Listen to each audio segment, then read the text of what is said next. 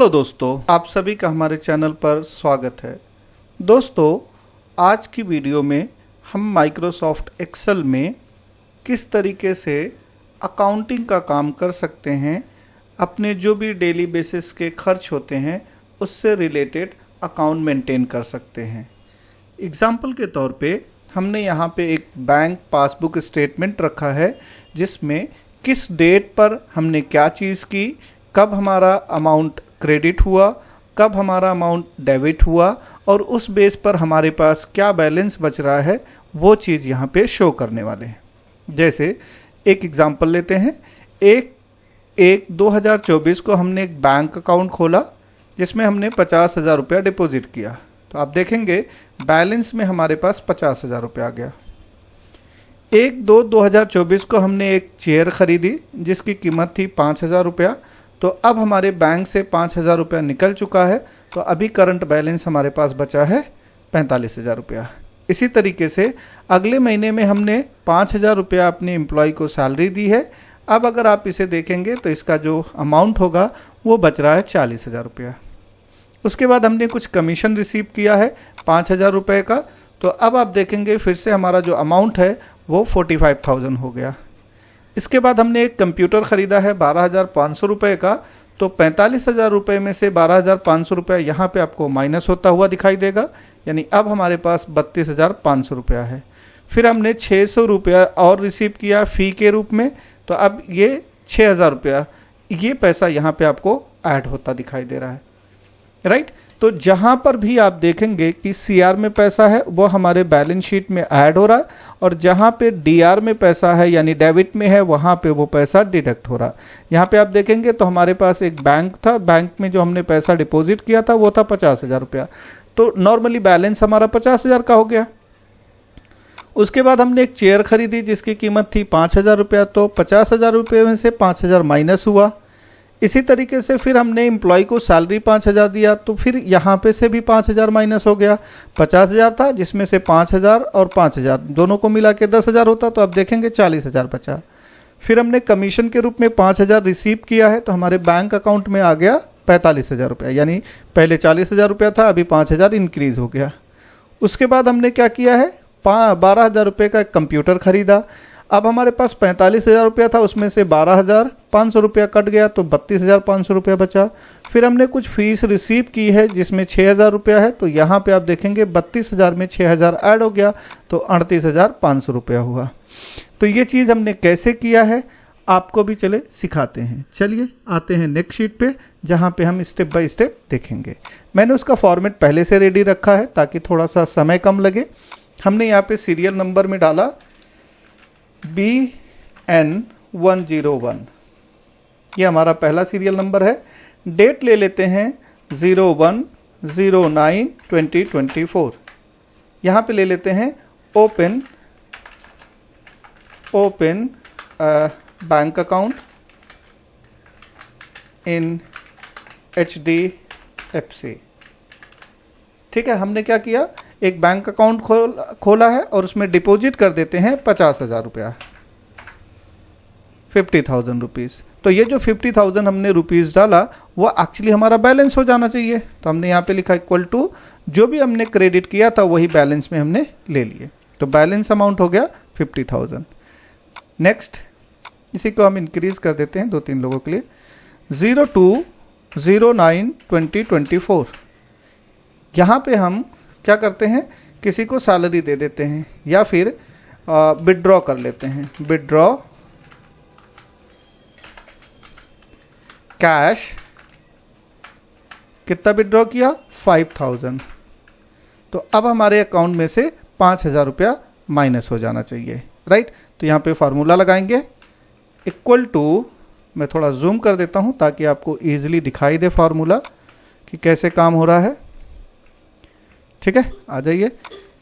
Equal if bracket open and, फिर से एक ब्रैकेट ओपन, अगर credit and debit, credit side यानी ये, या फिर इसकी तो ज़रूरत नहीं, यहाँ से काउंट करेंगे। अगर ये ब्लैंक है या फिर ये साइड ब्लैंक है। तो क्या करें, जो भी हमारा ओपनिंग बैलेंस रहे वो बैलेंस हमें दे दे। इट मीन्स अगर हमने किसी डेट पर कोई भी ना तो पैसा जमा किया है और ना ही पैसा निकाला है, तो जो भी हमारा करंट बैलेंस रहे वही शो करे। अगर हमने ऐसा नहीं किया है तो जो भी हमारा करंट बैलेंस है उसमें क्रेडिट का पार्ट ऐड हो और डेबिट का पार्ट माइनस हो। ब्रैकेट क्लोज करते हैं। एक बार दोबारा समझने की कोशिश करते हैं कि फॉर्मूला क्या करेगा। अगर हमने कुछ भी क्रेडिट नहीं किया है और कुछ भी डेबिट नहीं किया, यानी हमने ना ही पैसा निकाला है ना ही जमा किया है, तो ऐसे केस में जो भी हमारी बैलेंस ओल्ड बैलेंस रहा होगा वही बैलेंस इस वाले सेल में दिखाए। लेकिन अगर ऐसा नहीं है, हमने कुछ पैसा जमा किया या कुछ पैसा निकाला है, तो जो भी ओल्ड बैलेंस है उसमें क्रेडिट साइड वाला पैसा ऐड करे और डेबिट साइड वाला पैसा माइनस कर दे। इंटर करके देखिए, तो अभी कितना बचा आपका 45,000। क्यों? क्योंकि आपने कैश विड्रॉ किया 5,000 रुपया। चलिए एक और एंट्री करके देखते हैं ताकि थोड़ा इजी हो जाए। अब हमने 0509/2024 को हमने एक चेक जमा किया है, या फिर कैश ही दे देते हैं, कैश डिपॉजिट। कैश डिपॉजिट कितना किया? सपोज दैट मैंने कैश डिपॉजिट किया 12,500 रुपया। अब जैसे ही मैं यहाँ पे टैप करूँगा तो 12,500 रुपया यहाँ पे ऐड होना चाहिए, राइट। मैंने अभी ड्रैग नहीं किया इसलिए यहाँ पे कोई भी इस तरीके का पार्ट नहीं दिखा रहा है। तो जैसे ही मैं इसे नीचे की तरफ ड्रैग करूँगा तो आप देखिए, पहले कितना था आपका 45,000 रुपया, अब उसमें से 12,500 रुपया ऐड हो गया तो 57,500 रुपया आपका दिखा रहा है। किस बेस पे दिखाया? आप कोड को अगर एक बार यहाँ फिर से समझेंगे तो ईजी हो जाएगा। हमने कोड में क्या कहा था कि अगर हमारा क्रेडिट साइड और डेबिट साइड इन दोनों में हमने चेक किया कि अगर ये खाली हैं, दोनों में कुछ नहीं है, तो जो भी हमारा ओल्ड बैलेंस रहे वो यहाँ पे शो करे, राइट।